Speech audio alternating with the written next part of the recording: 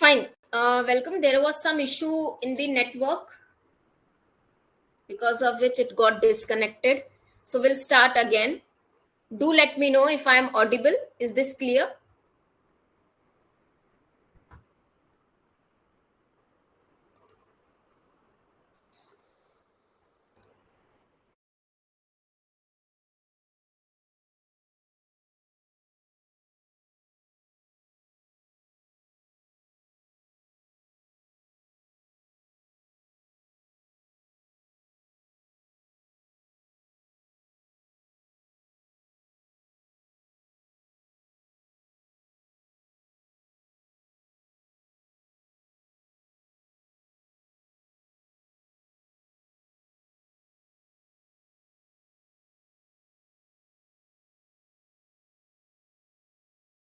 Fine. Everyone, welcome to the session. Am I clear and audible?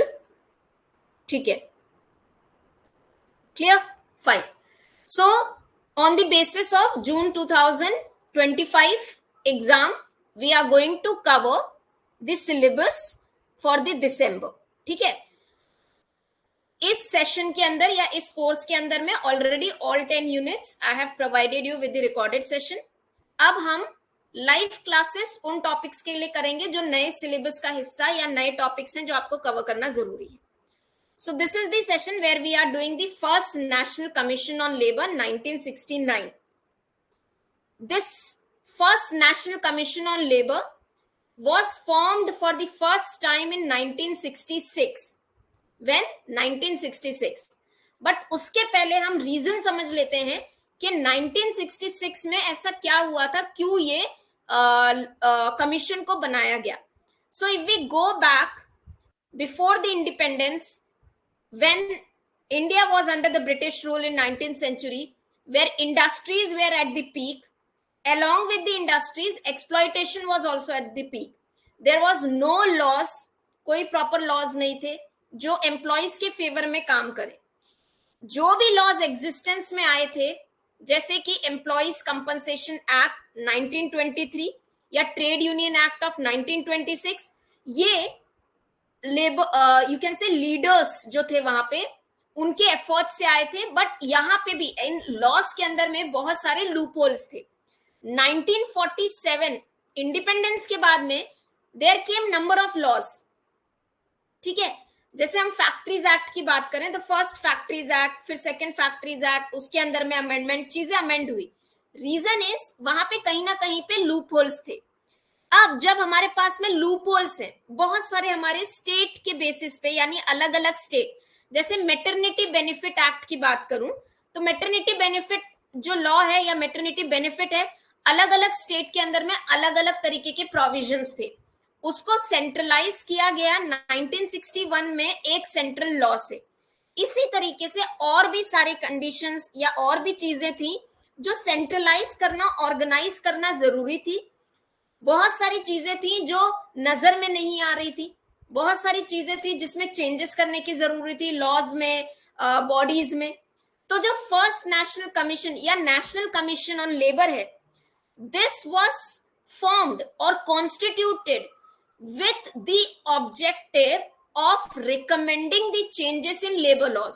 जो भी हमारे पास में 1947 65 तक बेसिकली जितने भी हमारे पास में लॉज फ्रेम हो चुके हैं, उसमें क्या लूप होल्स हैं, क्या चेंजेस किए जाने चाहिए, क्या नए चेंज, क्या डेवलपमेंट हुई है. आजादी से पहले चीजें अलग थी, आजादी के बाद चीजें बदल गई, तो क्या लिबरलाइजेशन आने वाला. सो बहुत सारी चीजें थी जिनके ऊपर वर्क करना जरूरी था. तो national commission on labour in India is a statutory body. पहले तो याद रखेंगे क्या है statutory body. Statutory body is a body which comes into the existence under certain law. अब national commission on labour India के अंदर, इंडियन कॉन्स्टिट्यूशन के अंदर एज सच मेंशन नहीं है ये हमारा, लेकिन लॉ के अंदर एग्जिस्टेंस में आया हुआ है. अब इंडिया के अंदर पहला commission, first national commission was set up on 24 December 1966.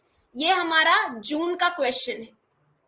ठीक है, जून 2025 में यही ईयर पूछा है कि when was the first national commission was formed. This was on 24 December 1966. पहला था. किसकी चेयरमैनशिप में? बीपी गजेंद्र गढ़कर। ठीक है, अब इस कमीशन ने स्टडी करी, सालों तक स्टडी करी, और 1969 के अंदर में अपनी रिकमेंडेशंस दी। क्या दी? रिकमेंडेशंस दी। अब जून 2025 के अंदर में दो स्पेसिफिकली क्वेश्चंस कमीशन से रिलेटेड थे, इसलिए इन कमीशंस को डिटेल में पढ़ना जरूरी है। इन्होंने क्या रिकमेंड किया वो पढ़ना जरूरी है, इनकी रिकमेंडेशंस अप्लाई हुए नहीं हुए ये भी पढ़ना जरूरी है, बिकॉज ये क्वेश्चन था। तो हम अलग अलग सेक्शन वाइज, ठीक है, अब 1969 में रिपोर्ट सबमिट करी, 1966 से, तो बहुत सारे एरियाज थे जहां पे फर्स्ट नेशनल कमीशन ने क्या किया, रिकमेंडेशंस की।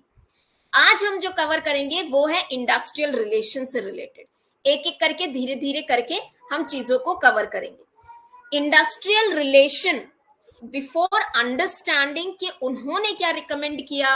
अब देखो, हम जब भी ये रिपोर्ट्स पढ़ेंगे ना, हम उस वक्त की करंट सिचुएशन क्या थी और उस करंट सिचुएशन के बेसिस पे इन कमीशन ने क्या रिकमेंड किया ये भी स्टडी करेंगे, तभी ये एक तरीके के से स्टोरी आपको रिलेट करते हुए समझ में आएगी, वरना आप केवल और केवल फैक्ट को रट नहीं पाएंगे।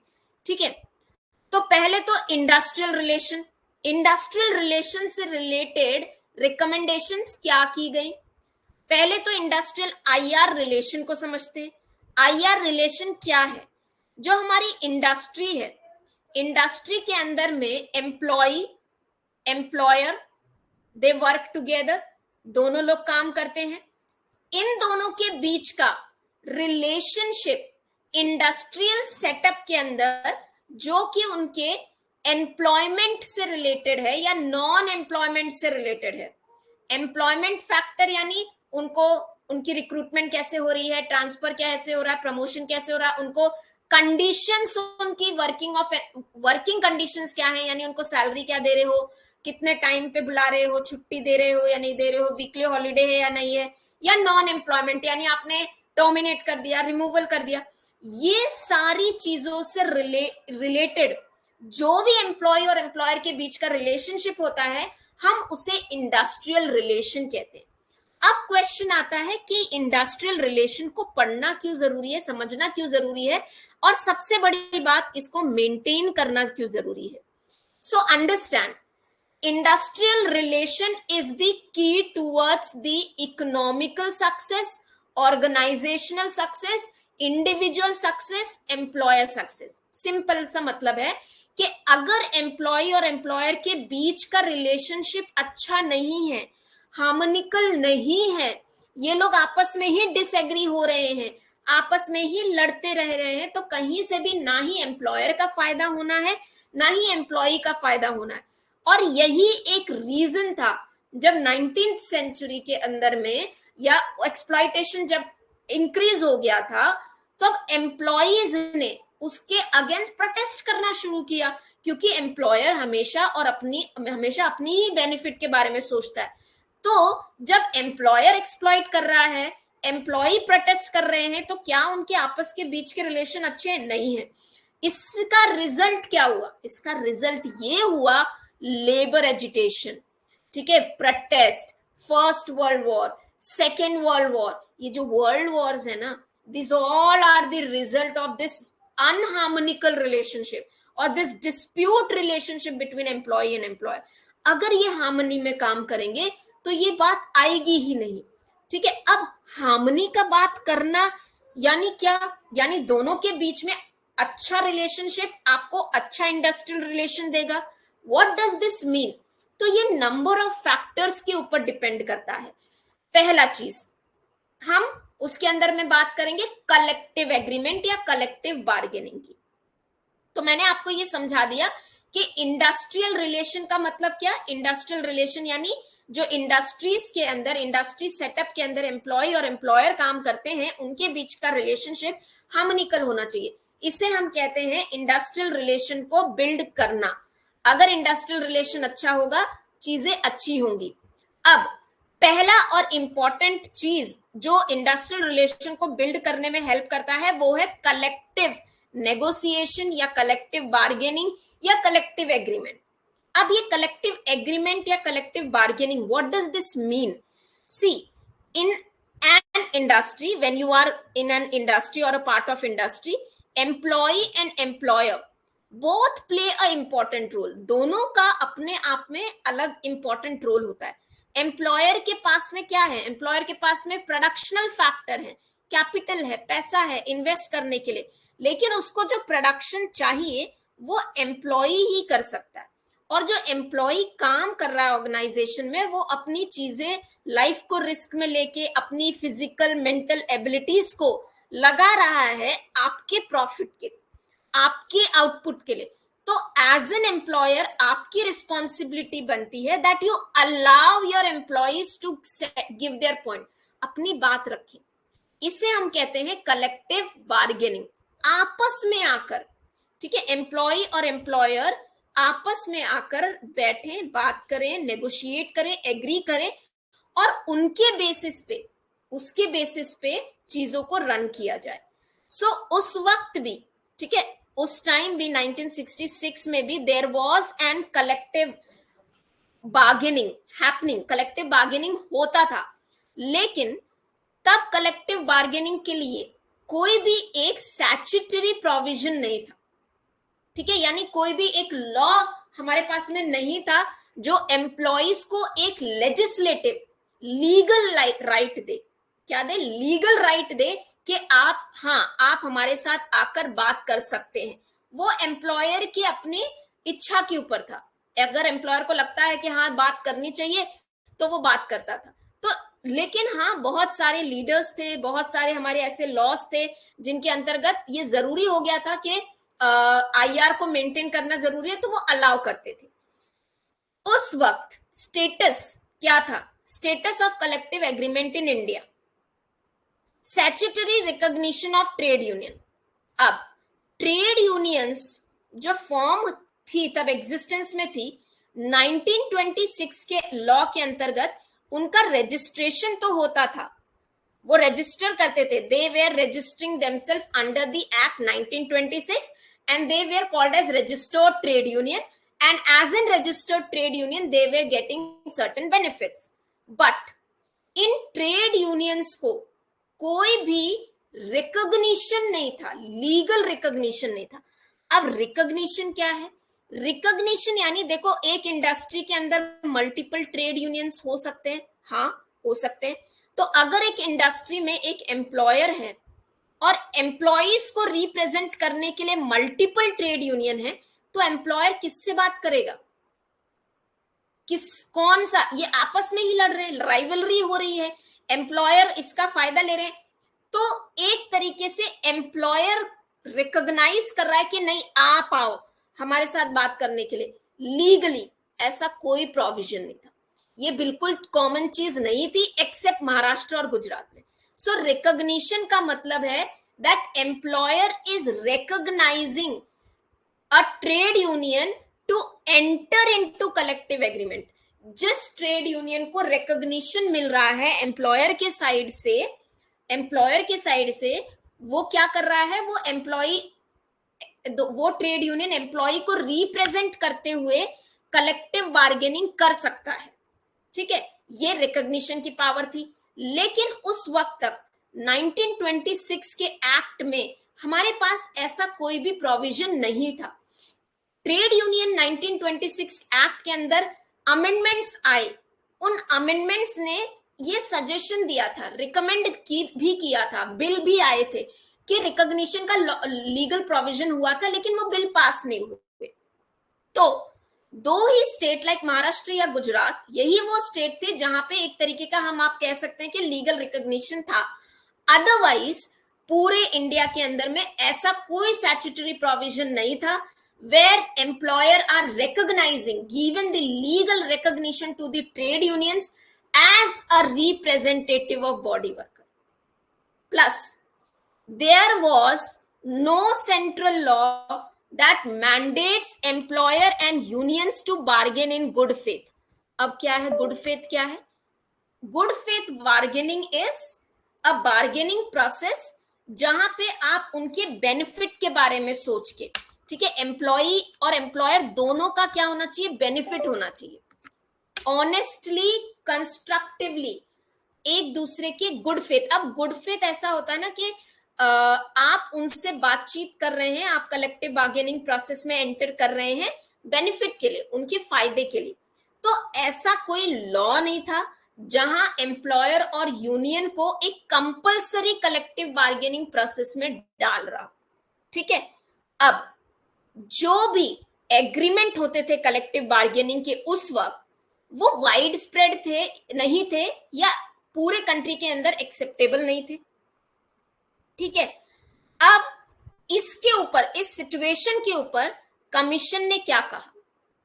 कमीशन ने कहा collective bargaining should be preferred as a method of resolving the industrial dispute. क्या कहा कि कलेक्टिव बार्गेनिंग के लिए एक लेजिस्लेटिव प्रोविजन होनी चाहिए, और कलेक्टिव बार्गेनिंग ही एक ऐसा मेथड होना चाहिए, इनिशियल मेथड। क्या है? इनिशियल, सबसे पहला मेथड जहां एम्प्लॉय और एम्प्लॉयर आपस में आकर अपने प्रॉब्लम्स को रिजॉल्व करें। अब मैं यहाँ पे एक सेंटेंस कोट कर रही हूं। ठीक है, यहाँ पे एक सेंटेंस है, a beginning has to be made in a move towards collective bargaining by declaring that it will acquire primacy in procedure of settling the industrial dispute। अब ये मैंने क्यों कोट किया? तो देखो, आपको आने वाले एग्जाम में क्वेश्चन ऐसे फ्रेम किया जा सकता है कि एज पर the first national commission which of the following was considered as a primacy of resolving the industrial dispute? Option number A, collective bargaining. Option number B, adjudication. Option number C, arbitration. Option number D is your conciliation officer। तो आपको पता होना चाहिए कि first national commission ने कहा था कि किसी भी ऑप्शन को यूज करने से पहले हम प्राइमरीली कलेक्टिव बार्गेनिंग को यूज करेंगे, a method to resolve the dispute, employee और एम्प्लॉयर के बीच के डिस्प्यूट को। अब इस पे फर्स्ट नेशनल कमीशन ने यह भी कहा कि हमारे रिकमेंडेशन का ये मतलब नहीं है कि आप कंप्लीटली एजुडिकेशन को एंड कर दो। अब ये क्या है? एजुडिकेशन क्या था? तो इंडस्ट्रियल डिस्प्यूट एक्ट ऑफ 1947, क्या 1947, इस लॉ ने इंडस्ट्रियल डिस्प्यूट को रिजॉल्व करने के लिए, अब डिस्प्यूट्स क्या होते हैं? डिफरेंसेस, एम्प्लॉय और एम्प्लॉयर के बीच में जब मतभेद होता है किसी भी चीज को लेकर, हम उसे डिस्प्यूट कहते हैं। तो एम्प्लॉय और एम्प्लॉयर के डिस्प्यूट को रिजॉल्व करने के लिए एक प्रोसेस होता है एजुडिकेशन। एजुडिकेशन प्रोसेस में क्या होता है? 3 टियर सिस्टम है, labour court, industrial tribunal, national tribunal. ठीक है, section 7, section 7A, section 7B, ये सेक्शन 7, 7A, 7B के अंदर में दिया हुआ है। अब इस 3 टियर सिस्टम में क्या होता है कि जब एम्प्लॉय और एम्प्लॉयर के बीच में डिस्प्यूट है, वो dispute as per their matter, ठीक है, इनको डिटेल में आईआर में कवर, आईडी एक्ट में कवर किया है। अगर लेबर कोर्ट से, अब लेबर कोर्ट सेकेंड शेड्यूल से डील करती है, ये भी क्वेश्चन एग्जाम में आए, तो सेकेंड शेड्यूल में दिए गए मैटर कौन डील करता है? लेबर कोर्ट डील करती है। ये सेकेंड शेड्यूल के मैटर लीगैलिटी से रिलेटेड होते हैं, राइट डिस्प्यूट होते हैं, यही क्वेश्चन एग्जाम में आया है। ठीक है, क्या होते हैं? राइट डिस्प्यूट होते हैं। तो जितने भी लीगैलिटी से रिलेटेड मैटर्स होंगे, राइट से रिलेटेड मैटर होंगे, वो लेबर कोर्ट डील करता है सेकेंड शेड्यूल से। थर्ड शेड्यूल इंडस्ट्रियल ट्रिब्यूनल, जो नेशनल इंपॉर्टेंस के डिस्प्यूट होते हैं वो नेशनल ट्रिब्यूनल डील करती है। तो यहाँ पे एजुडिकेशन प्रोसेस में क्या होगा कि अगर कोई एम्प्लॉय और एम्प्लॉयर के बीच में डिस्प्यूट है, आइदर वो लेबर कोर्ट के पास जाएगा, इंडस्ट्रियल ट्रिब्यूनल के पास जाएगा, या नेशनल ट्रिब्यूनल के पास जाएगा। अब इन तीनों बॉडीज के अंदर में एक प्रिसाइडिंग ऑफिसर होते हैं। ये प्रिसाइडिंग ऑफिसर जो होते हैं, ये जुडिशियरी पावर रखते हैं, यानी जजमेंट सुनाते हैं, अवार्ड देते हैं, फाइनल इंटीरियम देते हैं। ये अपने साइड से जो केस है उसको देखेंगे, समझेंगे, उस पर लिसनिंग होगी, हियरिंग होगी, और अपने साइड से अपना अवार्ड दे देंगे फाइनल, कि हम इस पे ये फैसला सुना रहे हैं। अब यहाँ पे क्या होता है? एम्प्लॉय और एम्प्लॉयर को बिना किसी कंडीशन के उसे एक्सेप्ट ही करना होता है। लेकिन फर्स्ट नेशनल कमीशन क्या कह रहा है कि ये भी करो, एजुकेशन इज इंपॉर्टेंट, ठीक है, but before the education it's important that you allow them to sit together, एक साथ बैठने दो, कलेक्टिवली बात करने दो, उसके बाद में हम और स्टेप्स ले सकते हैं, ठीक है। Then the most important thing जो फर्स्ट नेशनल कमीशन ने रिकमेंड की है, the most important among them is statutory recognition of representative union as a sole bargaining agent, SOLE, sole bargaining agent. now समझ में इसको ऐसे समझते हैं, सोल बार्गेनिंग एजेंट का, बार्गेनिंग एजेंट का मतलब क्या है, मैं इसे आपको समझा दे रही, ठीक है। अभी पहला क्लास है और पहला नेशनल रिपोर्ट है, इसलिए मैं चीजों को डिटेल में एक एक करके समझा रही हूँ। कुछ पॉइंट्स के बाद में ये चीजें आपको समझ में आने लगेगी, तो हम उसको ज्यादा डिटेल में नहीं जाएंगे, लेकिन फिलहाल के लिए आपको ये समझना जरूरी है।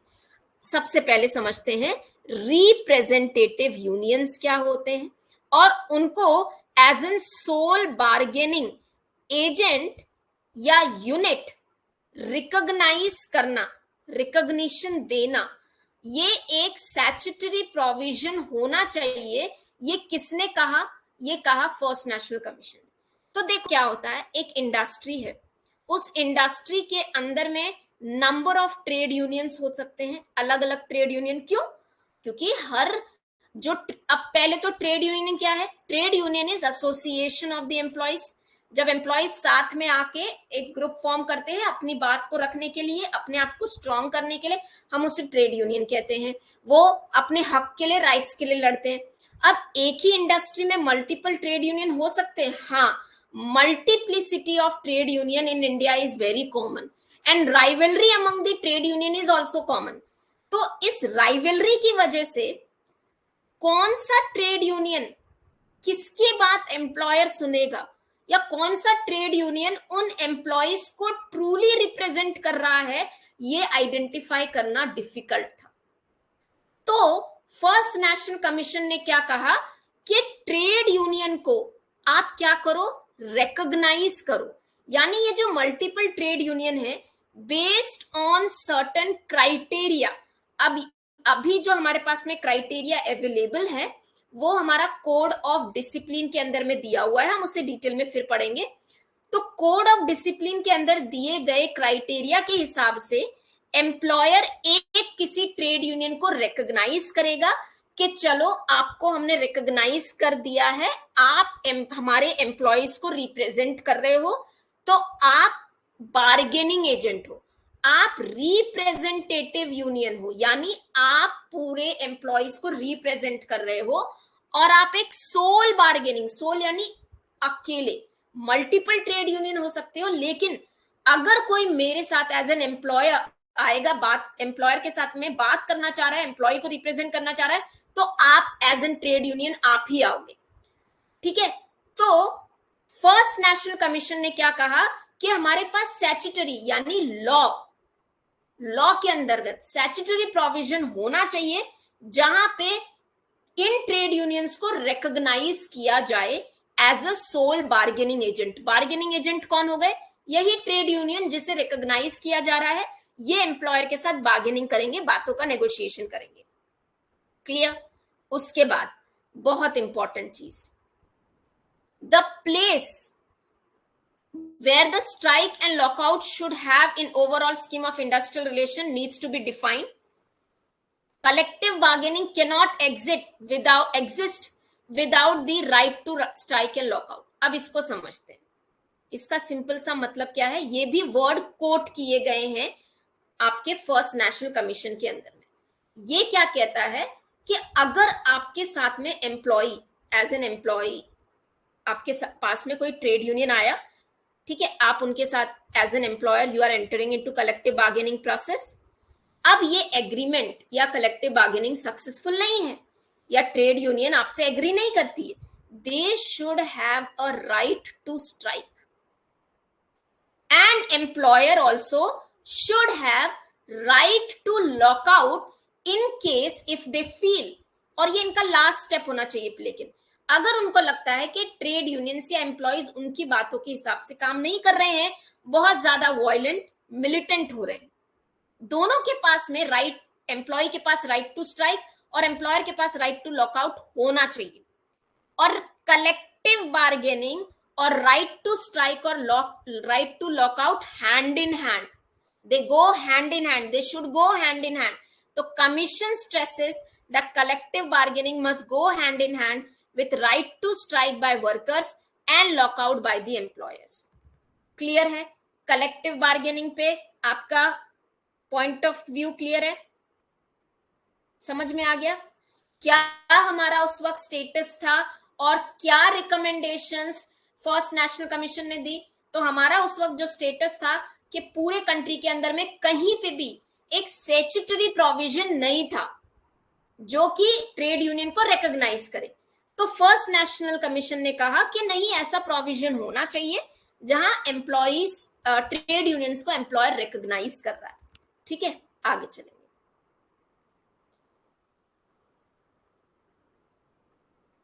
देखो अब है ना कंसिलिएशन है, ये थोड़ा सा डिटेल में है, इसको हम और डिटेल में समझेंगे कल के सेशन में। Today there was less number of the students, so I am ending this here. ठीक है, टुमारो वी विल कंटिन्यू, और कल हम ज्यादा करेंगे। Clear? Any question, any query, whatever we have studied till now, अभी तक जो चीजें मैंने बताई वो क्लियर है, समझ में आ गया ना? हर एक टर्म को मैं आपको एक्सप्लेन करते हुए जा रही हूं ताकि बेसिक आपका डेवलप हो जाए। कलेक्टिव बार्गेनिंग प्रोसेस क्या है, ठीक है, एजुकेशन क्या है, स्टैट्यूटरी प्रोविजंस क्या होता है, रिकॉग्निशन क्या है, रजिस्ट्रेशन क्या है। डन? डाउट्स? कोई डाउट है?